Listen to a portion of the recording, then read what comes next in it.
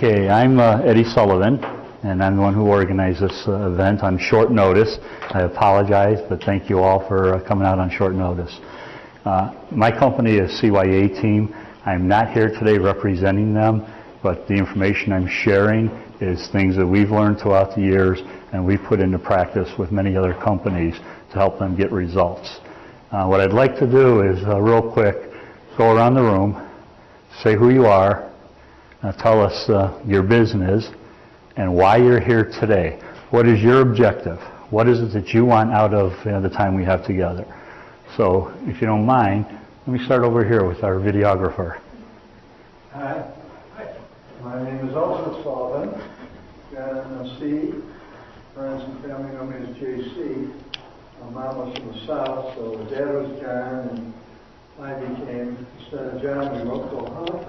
I became JC, John Charles.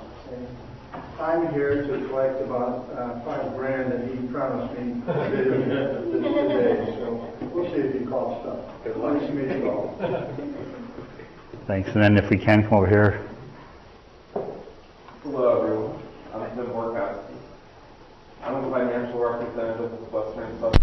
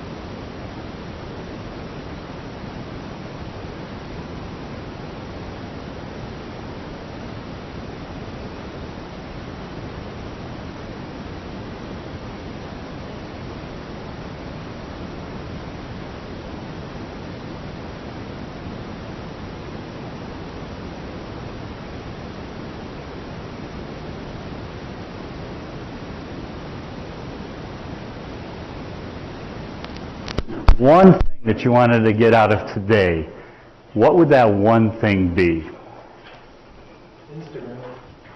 Instagram. Learn how to reach our customers. I didn't hear that. Learn how to reach our customers. Learn how to reach your customers. Okay. When you say our customers, tell me more. In a hot dog restaurant, we get a lot of our business off of Facebook. We don't know anything about Instagram, and we need to. And that's a younger crowd, as we understand, Instagram versus Facebook. And so we'd like to go try and attract some of their dollars in our restaurants.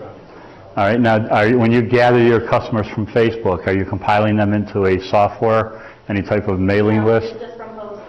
Okay. All right. Great. And see that we don't really do that. Okay. Colleen? I would say using social media for business to business. Social media. Social media for B2B. Okay, great.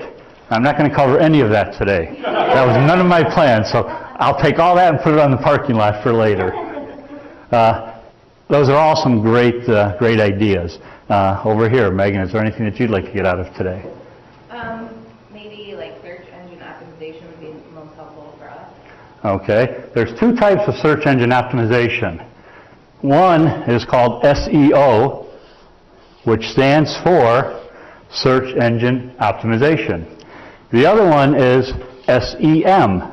Does anybody know what that stands for? Search Engine Marketing. What's the difference between the two? Search engine optimization happens generically. Okay, you can do things to enhance the search engines finding your sites, okay, but according to Google, there's over 1 trillion websites. Okay, so it's pretty hard to get them to find one specific site consistently unless you know how to do the O, which is optimization. Search engine marketing is pay-per-click advertising, where you choose some keywords, key phrases, and you determine where your ad appears, when it appears, how it appears, and what you actually pay for it. And we'll cover that a little bit in the presentation here. So, great ideas. You have anything you want to share? Okay. Okay, one of the things I want to talk about is mobile. Who in this room has one of these? Okay. Who in this room has one of these that's a smart device? Okay. The reason they call these mobile devices and smartphones is because phone is only a minimum of what this thing can do.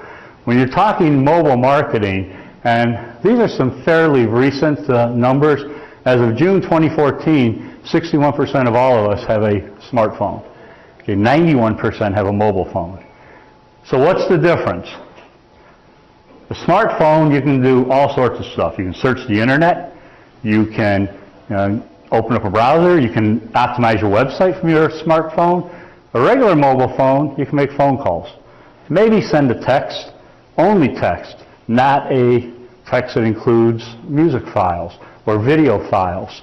A regular phone, you can't really do a whole lot with anymore, but they have a place in our world. What I'm holding in my hand has more technology available and in it than the first rocket that took the astronauts to the moon. That's how powerful these devices are. Who in the room reads their email on their phone? Anybody ever delete the email on the phone? Yeah. Okay. When that happens, does it delete it on your account when you log into your regular email account? Yeah, it does. Okay. So why did I bring that up? Why is that important? Okay. How many of you looked at an email on your phone and you're doing this and this and trying to figure out how to see it properly? Okay, and you end up deleting it just because it looks like garbage. If you don't have the right formula for how to compose an email that's going to be sent to a mobile device, you're missing the boat. Okay, and when we talk about that, what percentage of us now have a smartphone? So who's the majority? So who should your messages be targeted to? The person with the smartphone or the person with the text phone? So that's one thing that you may want to take a look at on how you're doing your marketing. Majority of smartphones are on the Android device. Okay, I know Apple talks a big game and Apple's got a good product, but Android is definitely bigger than Apple. Windows has about 3% of the market now. Anybody have a BlackBerry? Okay. BlackBerry pretty much makes up the rest of it. And the reason BlackBerry is still a player in today's world is it's a Canadian company, and a lot of the Canadian companies are loyal to BlackBerry. Okay. Ford Motor Company in Canada has to use BlackBerry. Okay. So when I talk about messages, that's what I'm referring to as a bad message. So what would you do on something like that if you're holding that phone in your hand? Or flip it over to look at it the other way. Okay, here's a car dealer that sent a window sticker to a customer. Can't really see anything. Some more bad examples.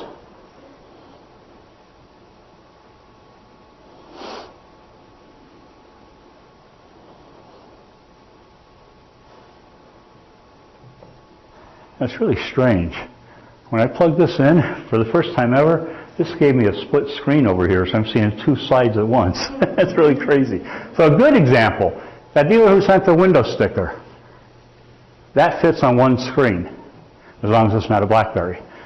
So if you take a look at this and you count a blank space here, a blank space here. 1, 2, 3, 4, 5, 6, 7, 8, 9, 10, 11, 12, 13, 14, 15, 16, 19, 22, 25, 26, 27, 30, 33, 36, 39, 41.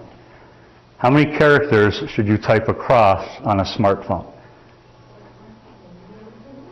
No more than 41, because you don't know what size their screen actually is. The majority of them are a little bit larger today, but if it's a smaller screen, I would recommend you keep that around 28 to 30 characters per line.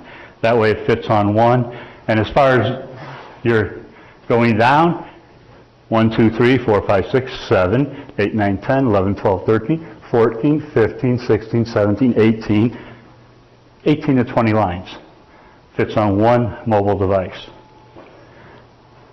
Who can tell me what this is called?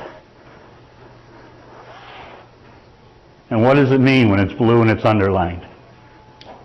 It's a hyperlink. It's a hyperlink. What do you mean by a hyperlink? It's clickable. It'll take you to a web page. It'll take you to a web page. It'll take you to an email address. It'll take you to a couple different things depending on how you actually utilize it. Okay, here's another good example.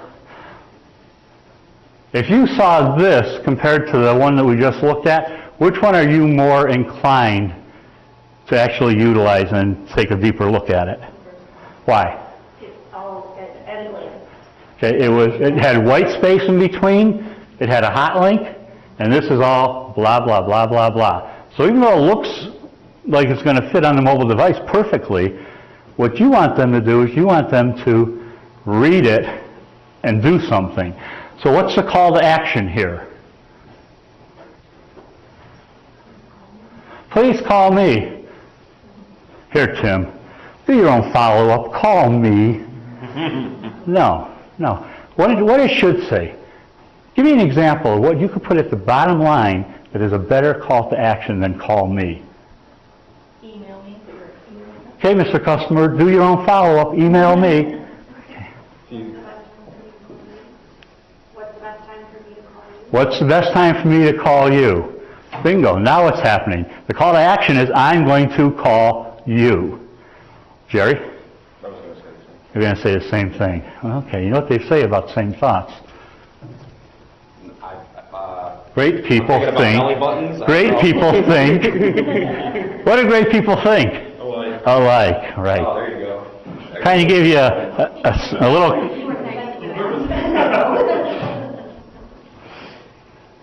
Okay, so action items. One of the things I'm going to recommend is when you create a mobile template that you're going to send an email out on your mobile device, test it to a couple of different platforms. Send it to yourself if you have an iPhone. Make sure it looks okay on an iPhone. Send it to somebody you know who has a Android device. Send it to somebody who might have a Windows device. If you had to choose only two of those to send it to, what two would you send? Android and what else? Apple. Between the two, they make up 95% of the mobile market. Okay. Shorten your templates like we talked about. Plan some follow-up messaging. Primarily very short messages that are designed for text. When you use a graphic email, which means a picture in the email, type text underneath the picture.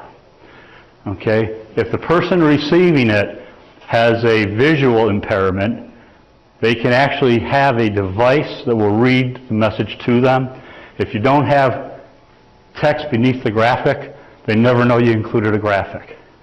So in the diner's case, okay, please enjoy this 20% coupon for savings between now and the end of the year. Whatever it is, just have the text there so that they know that it's there. Okay, any questions on that?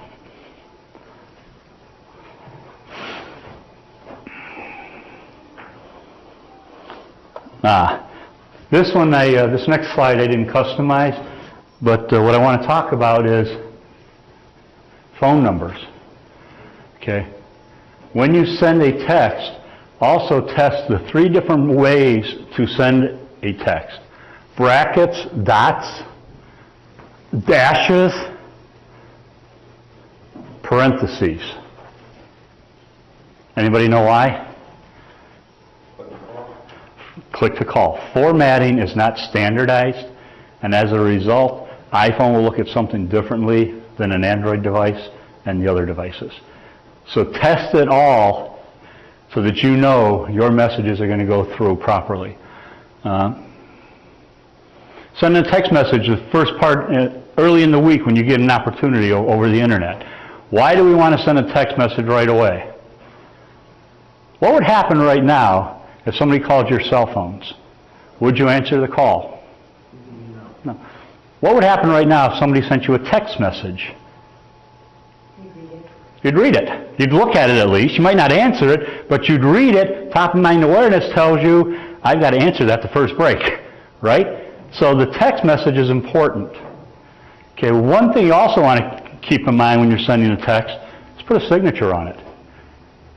If you don't tell them who you are, many times it's just a message, and they think, okay, who is this? Now, if you're in their contacts, you'll show up, but if you're not, you won't. So make sure you put a signature line at the bottom. Who here has a mobile-friendly website? Okay. How would you know if you have a mobile-friendly website? Yeah. Just look at it on a mobile device.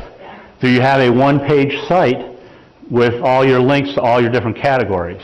And if you don't, talk to your webmaster. Make sure that they make it mobile-friendly for you.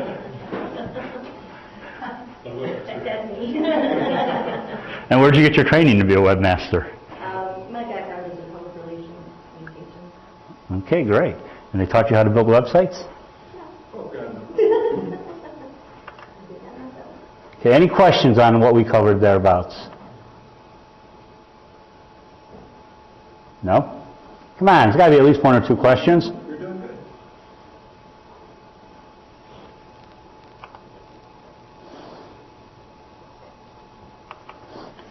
Okay, well, this next one boots up. I was expecting to answer some questions. Okay. I want to go there. Anybody know where that is? San Diego? Davey? Hawaii? Hawaii! All right. How did you know that was Hawaii? Well, there's an ocean over there, so I thought it must be an island. Very good.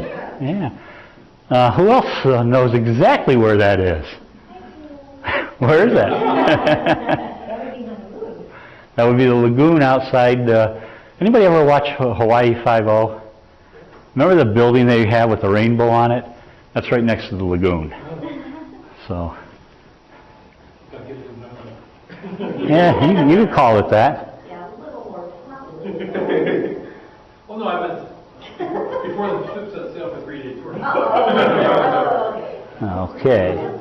Now what happened here? 3 hours are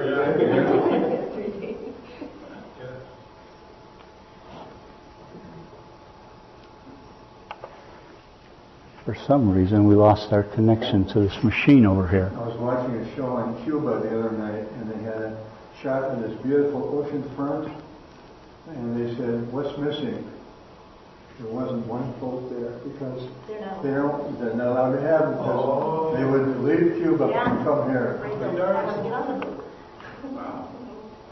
Okay, I'm going to reboot this because we lost the connection between this and the machine over here. While you're doing that, what we do, because we don't work computer illiterate, is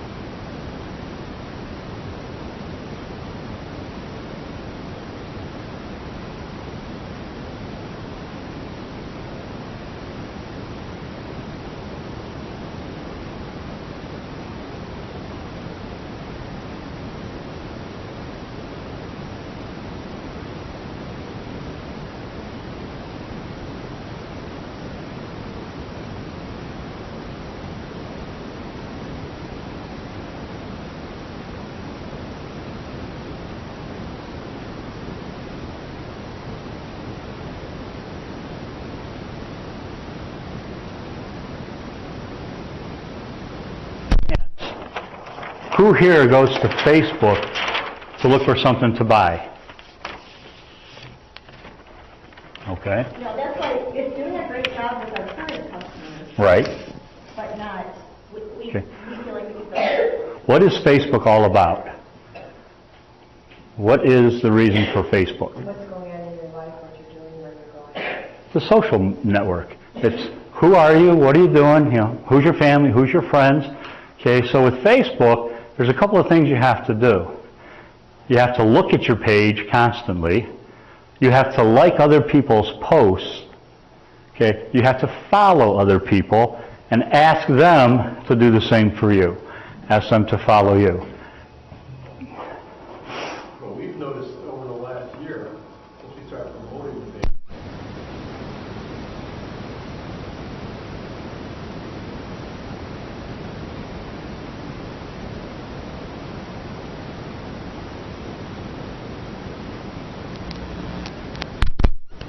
When you're talking any social network, we want you to find, we want you to friend,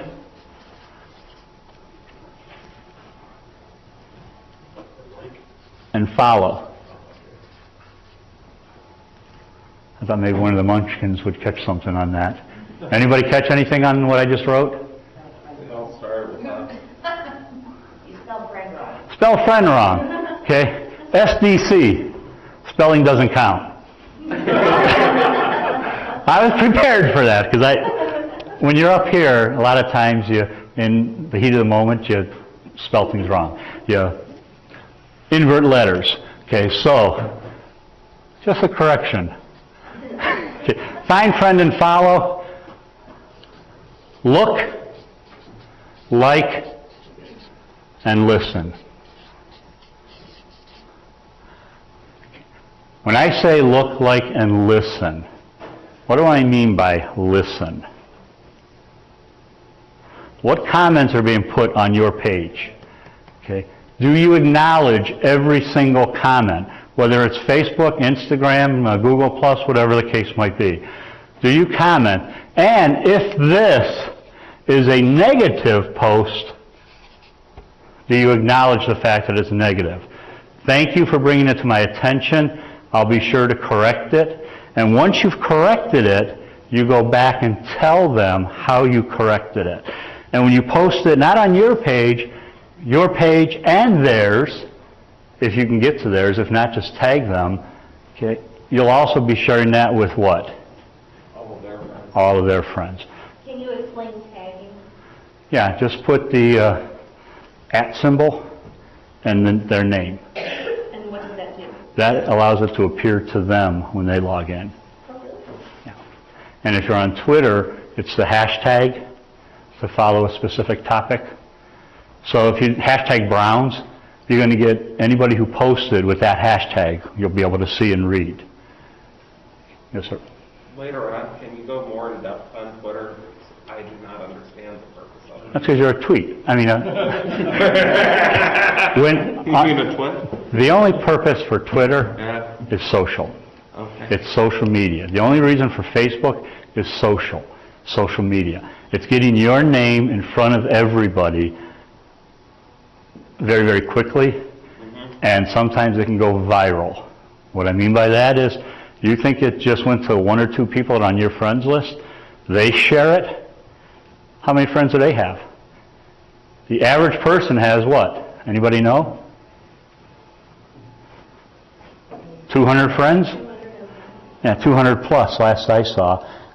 There was a time that it dropped down, and when it dropped down, it was down to like 181. So who's good at math? Sort of. If I had 181 friends, and I shared something to them, and they had 181 friends that they shared it to, how many is that? 181 squared. Okay. Now, if they shared it to everybody on their friends list, it's 182 times 182 times 182. Okay. And if it goes the fourth time, you're well on your way to viral. But why would everybody share it? Has to be a good message, right? Are they going to share the fact that Julia took all arounds in first place all arounds in her gymnastics competition? If it's family and friends and people who like gymnastics, absolutely. Okay? If it's J.C. Sullivan is the greatest videographer in the world because he's my brother, is anybody going to share that? Absolutely not. So your message has to be precise, address anything that's negative, and positive. How do you address something that's positive?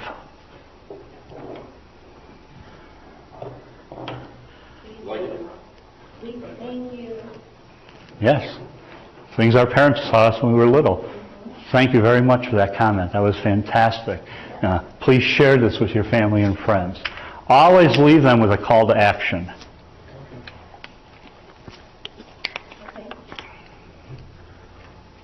I'm still not picking that up, so we're going to have rolling revisions even more so. I don't know why it's not picking it up. I read.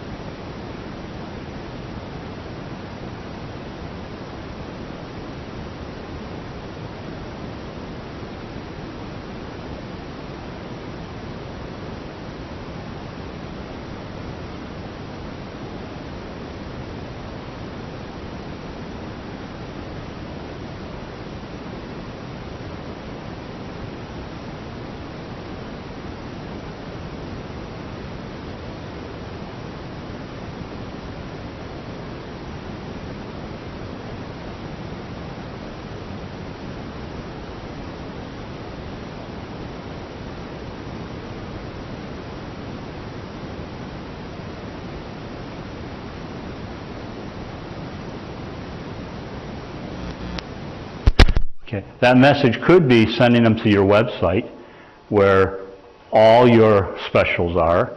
That message could be a coupon for 5% off, 10% off this visit if they're in the store. Okay.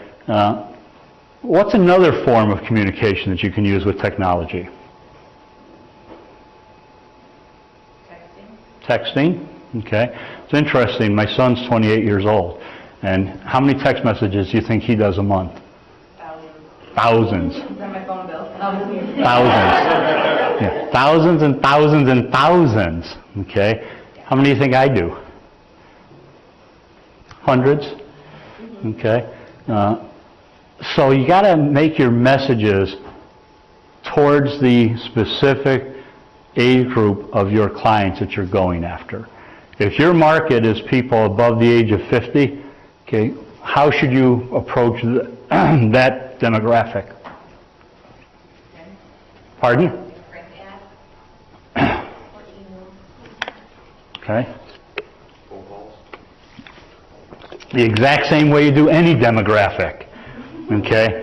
I first got on a computer in 1986. I can remember when he walked into my office and said, "I got to show you something really cool. It's called Windows 3.1. I said, "Leave me alone. I don't care about it. I just want to be able to print letters." But yet I've been on the internet longer than most people that I meet in any sessions that I ever do. Okay. Back then, the internet was something called Bitcom. You know how you had to access it? Through a modem connected to a telephone, connected to the library, or connected to a city government. That's how you got on the internet, because they had it, nobody else did. When the World Wide Web came about, it made it easy for all of us. Windows made it point and click simple. Okay, and today we take it for granted. Technology assisted selling, how to use it to sell, find, keep, and sell customers profitably. Some of these slides, don't pay attention to. This is designed to be a 4-day presentation that I try to condense into 90 minutes or so. I'm not going to go through any of that. We did that. That's one thing. What about challenges? What kind of challenges are you facing in today's market? As far as kind of a digital strategy for my business, I'm kind of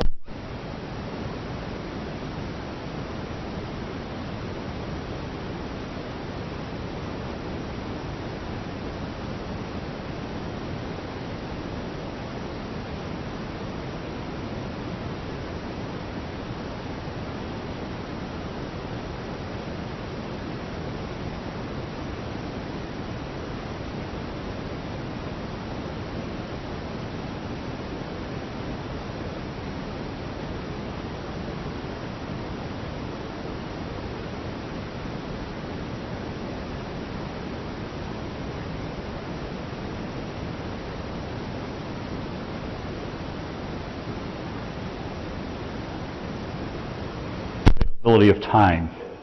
Okay. What other challenges? I had one happen to me.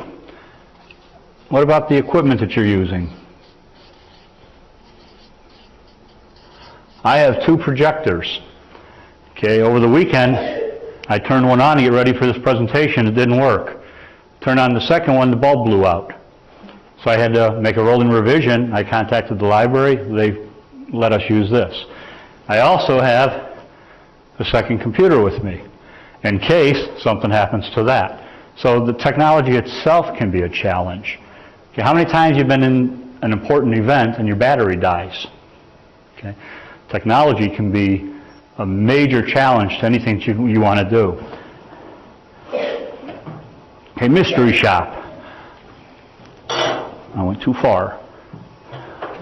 What do I mean by mystery shop? Anybody have an idea? Mystery shoppers? Yeah. You hire some company or friends, and they go into your competition. When they come into you have some mystery shopper come into your restaurant or wherever, and they grade you on your.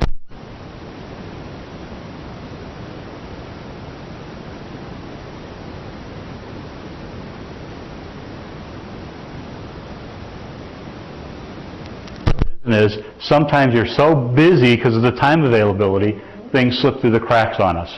And we need an outside person to tell us and keep us on track. Okay. Mystery shopping is also your competition. Okay. What are they doing that you aren't doing that you might be able to learn from and incorporate in your business? Okay. How many photos do you take when you list a house? 20, 25. Well, how many do I take? Yeah. I probably take like 60. How many do you utilize? Generally around 20. So you utilize around 20 photos. How about somebody else, your biggest competitor in your market? It would be the same because you max out at 25. Okay. A picture is worth 1,000 words.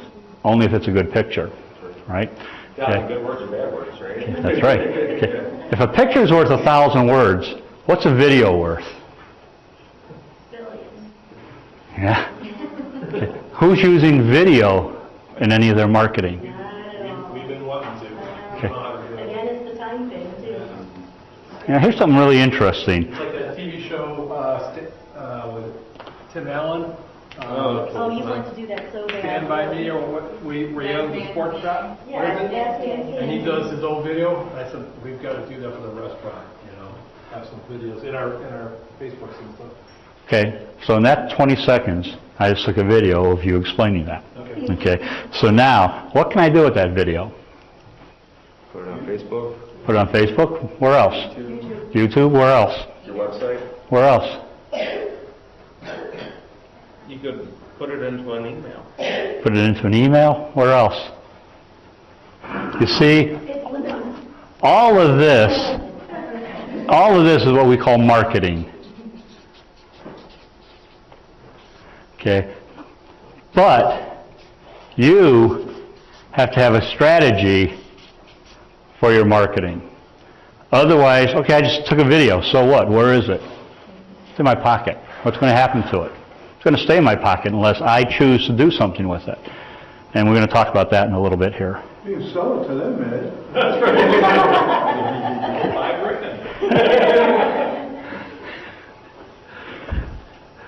You know, it's funny that you say that.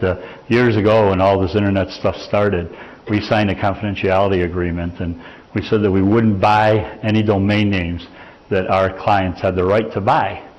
So we were assigned to Ford Motor Company, so we couldn't buy anything that said Ford. A fellow sitting 2 desks away from me thought outside of the box, and he bought ToyotaTrucks.com. What did he do at ToyotaTrucks.com that he paid $10 a year for? He leased it to Toyota Motor Company, and they paid him not $5,000, they paid him $50,000 a year. Okay. He thought outside the box. He owns over 1,000 domain names that he rents out to other people. Toyota quit paying him because they changed their advertising, so he now leases it to a dealer. Okay, so I thought this was interesting.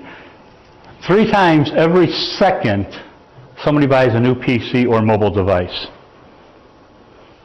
You know, e-commerce has actually exploded through all industries.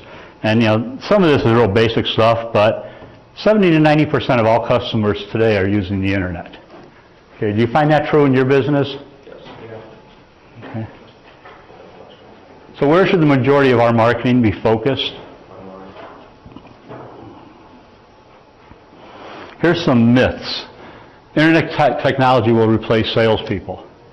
Okay, and in this case, take that verbiage and change it to anything you want. Technology does not sell homes. Technology does not sell insurance. Technology does not sell food. Technology does not sell payroll services. Technology does not sell trucking services. Okay. 2, internet customers take too long. Okay. In actuality, when somebody contacts you on the internet, is that a buying signal? Okay. If they send you a message, are they closer to doing business or further away? If I drive down Pearl Road and I see Hot Dog Diner and I see the sign, okay, I saw it. It's important. There's an impression there in my mind. Okay? I'm not going to act on it at that point in time unless what? You're hungry? I'm hungry and I saw the sign and I pull in. So an impression is important, whether it's a signage, whether somebody said newspaper before, whether it's a newspaper, or whether it's online. Okay? I've also heard this said, that you can't make money with internet customers. Anybody in the room made money with internet customers? Was it a fair profit? Define fair. What's a fair profit? I mean, the same amount of money as I would, regardless of where I found the customer. Exactly. And fair means the customer thought enough of your product to buy it. Doesn't matter what the price is. You created enough value that they thought that it was a fair price. So fair means the two of you came together, basically. Okay? So the internet customer, when we talk about them, and we talked about, you know, who they are, and we already said it's almost everybody, 90%. Why would somebody be on a laptop, on a PC, on a mobile device, leave that technology and come into your place of employment and do business with you? Why would they come off and come here? They want to meet you. Okay? I said it a couple times earlier. People, they want to meet you, but you've given them an actionable item to do. Okay? If you don't invite them in, what's the chances they're going to come in? If you don't tell them what to do, will they know what to do? How would you prefer that I communicate with you today? Do you want an email? Would you like a phone call? Would you like a text message? Who's the best person to answer that message for you? Your customer. Your customer. So who communicates by email to their customer? Who communicates by text? Who communicates by phone? Did you ever ask them, what's the best way for me to reach you? Yes. What do they say? Depends. In some cases it's text, in a lot of cases it's email. Yep, depends on the person. But you got to give them the availability of all three technologies. And the fourth technology. What's the fourth? In person. In person. Walk in. Did you ever have an ad or ever have a message that did not include your address? Make sure that whatever you promote in your marketing, you have your address, your email address, text, and phone numbers. So, in the case of text, is text big in today's world? Text to. Anybody ever hear that? Text the word hot dog to. Whatever the number is. 1, 2, 3, 4, 5. Okay. One of the biggest users of text in the state of Ohio is Papa John's. Text the word Papa John to 90210. Why? He's now captured an a phone number and a text address. First thing that happens when you use a text to number, they get an automatic response that says, you've opted into text messaging, you'll receive 2 to 5 messages per whatever you want, per day, per week, per month, per year. To opt out, text the word stop. It's a national opt-out code. Stop. Okay? So, Papa John's, 90210. I text that. Okay, what do I get from them? Coupon. Welcome to the Papa John's family. Today, you can use this coupon for whatever. 10% off, $5 off. Simply show this message to the cashier. Okay? How do you get that number? Do that. That's what you used to do. Remember? We find out. It's called short code marketing. So just Google short code texting. But here's the key with it. What's your strategy to use it? If you don't have a strategy to use it, don't do it. Okay? If you don't have the time available, don't do it. Because then what happens is what you were alluding to. You start getting overwhelmed. What do I work on next? What do I do next? What do I do now? What should I answer first? What's more important? Is it more important to take this video, or is it more important to contact a text company today? Okay. It all depends on how you're going to optimize it. And you've heard me say that several times.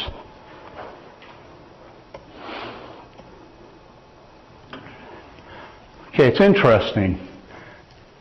This pie chart here shows a list of what people are looking for when they're on the internet.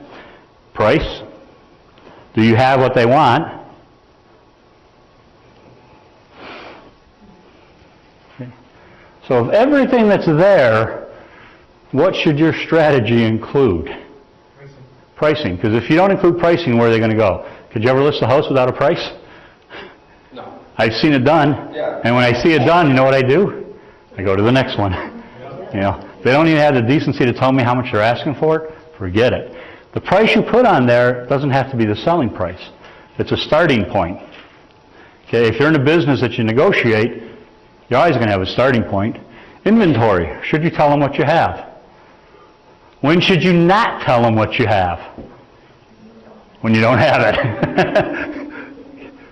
Okay. Do you have a house listed right now in Parma Heights, Ohio? In Parma Heights, no. Okay, so you wouldn't tell us about that. Okay.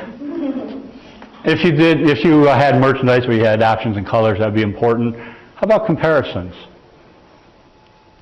How does your product rate against this product? How do You do that? Sure, why not? As long as it's a third party. We're talking about that. As long as it's a third party. It can't be your word. It has to be a third party evidence. Okay, so ABC Corporation said this. Okay, Yelp said this. Okay, Google Plus said this. Somebody else said this. It's never you saying it. Okay, you can never do it yourself. Okay, easy to use. If your site is not easy to use, forget it. If your strategy did not include one-click options, forget it. Okay, so one-click option. What does a one-click option mean? If I'm looking for payroll services for a company between 20 and 25 employees, and on your website it has payroll services and it says up to 25 employees, and I click on it, where should that direct me? Well, right now it would direct you to make a quote request with the information that we would... To request a quote? Yes. Okay, so why not send them to a page all about what you offer for that type of small business? Now, with one click, I found the information and a quote request. Okay, because if it's just the quote request, guess what? I'm already on your site. Where's the information? Bye-bye. Okay, when somebody comes to your site and they leave your site without contacting you, that's a bad thing. For two reasons. Number one, you don't get the opportunity. But number two, Google ranks you on how deep people go into your website. And when people say, I want to be on page one, I want to be on page one, well, if you're getting a lot of people leaving your site after one click, your rankings are not going to be very good. And you're going to be down closer to the bottom of the trillion websites. If you do something that's against their terms of service, boom, you're done. They will blackball you across their platforms. It is a nightmare to get relisted. Okay, so reviews. Are these important? Where are your reviews? Where are your reviews? If I'm a customer and I want to review you, where are they?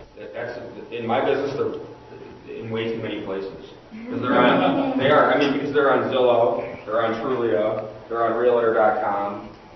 They're on my website, they're on my Facebook page, and for me to, part of this strategy that I need to figure out how to execute is where is the one place to capture reviews, and is it possible to syndicate reviews across all the websites, all of the media? Yes, that is possible. In my business. Yeah, you can do that, but you have to pay a fee to do it. So, but yeah, you can do that. Yeah. Okay, so in light of all of that, everything he just said, okay, any ideas? Where would you want your reviews to show up? On your site. On your site? Where else? How do I find your site? On Google. Google. So where should your reviews be? Google. On Google.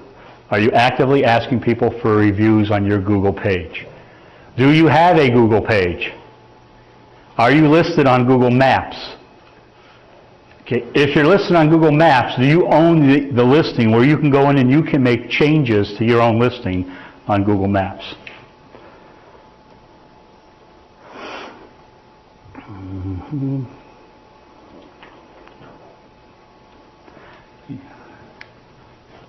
One of the things I think I'm going to do is I'm going to do some more rolling revisions here. Let's talk a little bit about where to place your information. And I'm doing this for a couple of reasons. We talked about Instagram. That's important to you folks. Jerry just listed a whole bunch of places.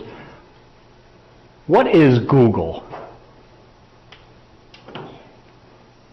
Search engine, brother.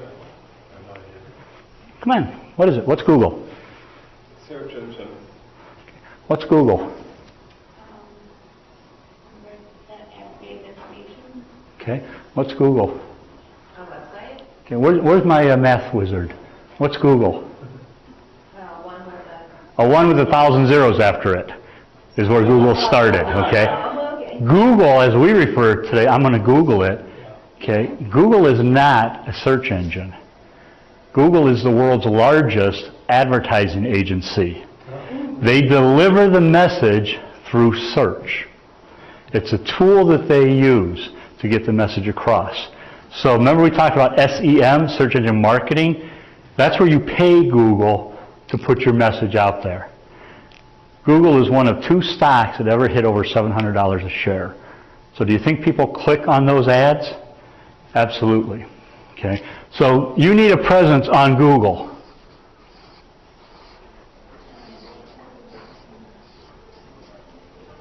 Give me an example of where you should be on Google. Okay. Right on top. Okay. Google Plus. Google Plus. What is Google Plus? Like a social. It's a social network, just like Facebook, just like Instagram, just like Twitter, just like all the others that are out there. So why should you have a presence on Google Plus? Who do you think likes Google Plus? Google. So if you have a presence on G+, guess what? It's all controlled under one account.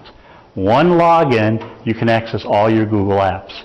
Okay, so instead of building Facebook pages, and instead of building all your efforts towards Facebook, branch out a little bit.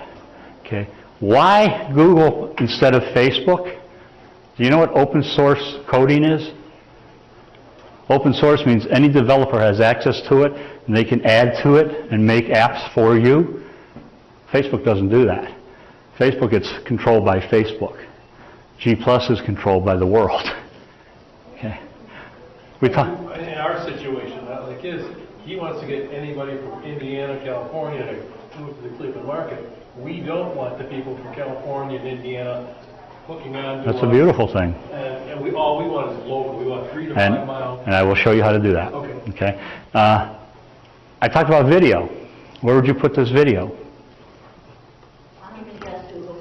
Okay. What did you say, Colleen? On YouTube. Okay. I heard YouTube and I heard Google+. What is YouTube? It belongs to Google. Well, Google owns it, right? Go to your YouTube's right there. Yeah, so Google owns YouTube, they own G+, and there's actually, and I've got it in the slideshow, but I'm going to stay off of that because of time, there's actually over 1 billion videos looked at every single month on YouTube. Okay. So now, you mentioned put your video on G+, and you can share it to Google. Who here has a blog? There's a company out there, oops, I almost used the wrong color, called Blogger. There's a company out there called WordPress.